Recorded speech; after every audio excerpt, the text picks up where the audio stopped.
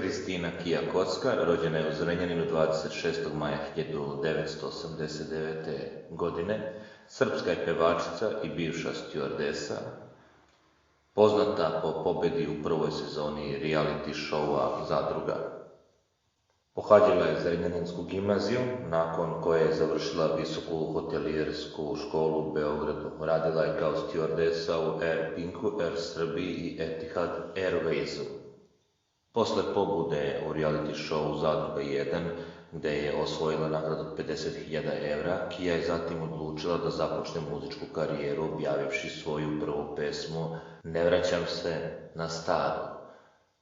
Svoj naredni singl Potpis objavila je 6. septembra 2018. godine, a autobiografiju Moj potpis, u kojoj opisuje mučne scene iz detinjstva, svađe njenih roditelja, nasilje u porodici, tajne u braku sa Slovom Radanovićem, kao i bolesti za koje se nada da je na vreme otkrila, izdala je 22. oktobra 2018. godine.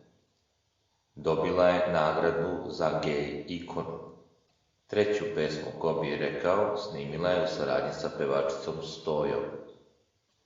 Na dodeli Oskara popularnosti u Valjevu osvojila je nagradu Beogradski pobednik za najpopularniju medijsku ličnost 2018.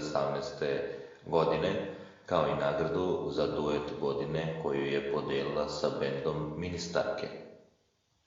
Glumila je u jednom kratkometražnom filmu pod nazivom Ludnica subotnje večeri.